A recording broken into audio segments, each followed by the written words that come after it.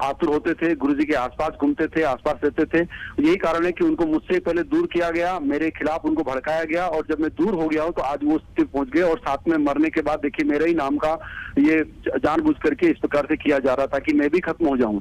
ये बहुत बड़ा षड्यंत्र है, साजिश है। मैं पूरी तरह से पुलिस का जो भी सहयोग होगा उसमें सहयोग करूंगा। निष्पक्ष जांच होनी चाहिए।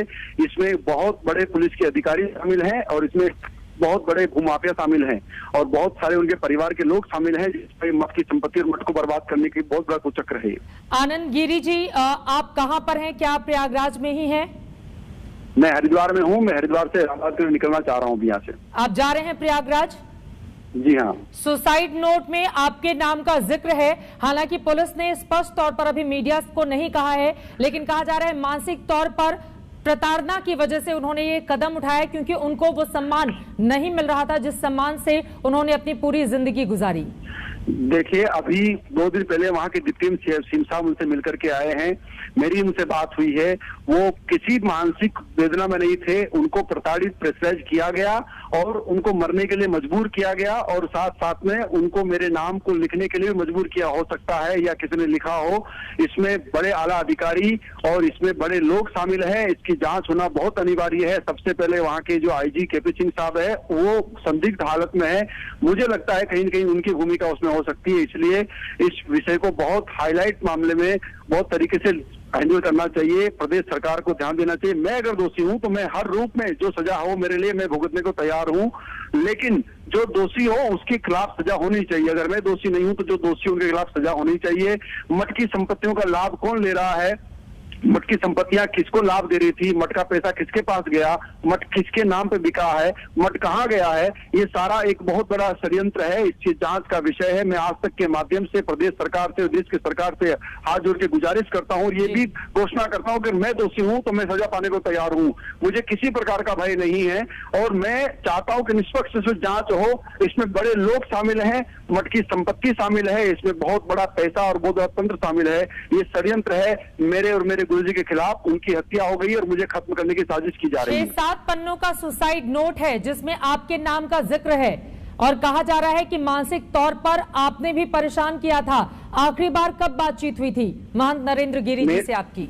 मेरी उनसे लगभग 2 सप्ताह पूर्व बात हुई थी, जो उसमें उन्होंने कहा था कि मैं हरिद्वार आ रहा हूँ। बस इतनी उनसे चर्चा हुई थी। मैं ठीक हूँ, मैं हरिद्वार आ रहा हूँ, बस ये उन्होंने कहा था मुझे। और वो व्यक्ति आत्महत्या करने वाला है ही नहीं। वो जिस व्यक्ति ने 4-4 कुंभ कराए हो, जो इतना बेबाक अपनी छवि रखता हो, हर बात पे अपनी बात रखता हो, हर प्रकार से अपने मंतव्य को रखने वाला व्यक्ति है। मैं 25 साल मैंने उनके सानिध्य में गुजारे हैं। वो आत्महत्या करने वाले व्यक्ति नहीं थे। उनको प्रताड़ित किया गया, उनको प्रेशराइज किया गया और इसमें सीधा सीधा खेल संपत्ति, पैसा और लूट का है। कौन है वो लोग? आनंद गिरी जी, आप कह रहे हैं कि आपके नाम का इस्तेमाल करके आपको खत्म करने की साजिश रची जा रही है। नाम बताइए कौन है वो लोग, क्योंकि सबसे ज्यादा गंभीर आरोप तो आनंद गिरी जी आपके ऊपर ही लगे हैं। बिल्कुल बिल्कुल, मैं समझ सकता हूं। मैं बताऊं, देखिए, एक अमरगिरी है जो वहां रहता है, जो मेरा छोटा था, मेरे नीचे रह करके उसने षड्यंत्र रचा हो। एक सिपाही अजय सिंह है जो सिपाही है, कई वर्षों से गुरुजी के साथ चलता है, जिसने अतुक संपत्ति बनाई है। कहीं कहीं फ्लैट है, कहीं संपत्तियां खरीदी हुई है, और एक सिपाही होने के साथ साथ इतना पैसा मठ का उसने लूटा है। उसके साथ एक मनीष शुक्ला है जिसका 5 करोड़ से ऊपर का घर बना है। फिर उनके अपने परिवार के भाई लोग हैं जिनकी संपत्तियां करोड़ों में बढ़ गई है। जो सड़क पर रहते थे, रिक्शा चलाते थे, उनके पास में करोड़ों की संपत्तियां बनी है। अभिषेक मिश्रा है जौनपुर का, जिसके पास में आज 5 से 7 करोड़ का बंगला बन गया है। उसके साथ ही साथ हम देख सकते हैं कि कई सारे ऐसे लड़के हैं जिनको सीधा सीधा लाभ मिला है। तो ये सारे 6-7 पन्नों के सुसाइड नोट में बहुत सारे नामों का जिक्र है, लेकिन सबसे ज्यादा जोर आपके ही नाम पर आनंद गिरी जी दिया जा रहा है और उनकी इस रहस्यमय परिस्थिति में मौत के लिए जिम्मेदार बताया जा रहा है। अब मेरा अगला सवाल, चूंकि मई में ऐसा माना जा रहा था कि गुरु और शिष्य के बीच रिश्ते अच्छे हो गए हैं, तो रिश्ते वास्तव में अच्छे हो गए थे या विवाद या तनाव कुछ मुद्दों पर आपका अपने गुरु से अभी भी चल रहा था?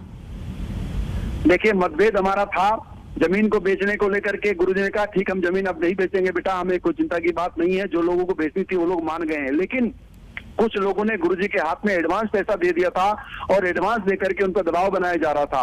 वही दबाव के कारण उन्होंने कुछ पैसा हरिद्वार के कुछ लोगों से उठाया, कुछ पैसा इलाहाबाद के कुछ पुलिस अधिकारी ने उठाया, कुछ आम जनमानस से पैसा उठाया।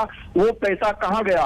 लोग उनको लगातार पैसों के लिए प्रताड़ित कर रहे थे और पैसा पैसा पैसा करके वो इतने बेचैन हो गए, इतने प्रताड़ित हो गए, आज उन्होंने आत्महत्या कर ली। और जो लोग पैसों का सीधा लाभ ले रहे थे, उन्हीं लोगों ने हो सकता है कि कोई वीडियो या कोई ऐसा कुछ दिखा करके उनसे जबरदस्ती सुसाइड नोट लिखवाया हो और उनकी हत्या कर दी।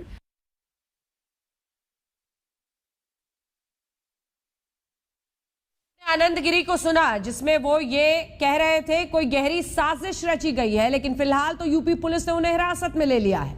हिरासत में लिया गया है उसी आनंद गिरी को जिसके साथ आप वीडियो देख रहे हैं महंत नरेंद्र गिरी का। इस वक्त इस वीडियो में आनंद गिरी माफी मांगते हैं और महंत उन्हें पूरी बात बताने के बाद माफी की बात कहते हैं। लेकिन क्या मामला यहां पर जाकर भी नहीं खत्म हुआ था? मतभेद गहरे हो गए थे जिसकी वजह से ऐसी परिस्थिति बनी।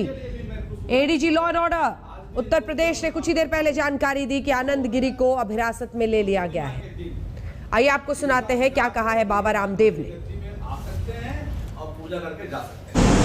एक वीर योद्धा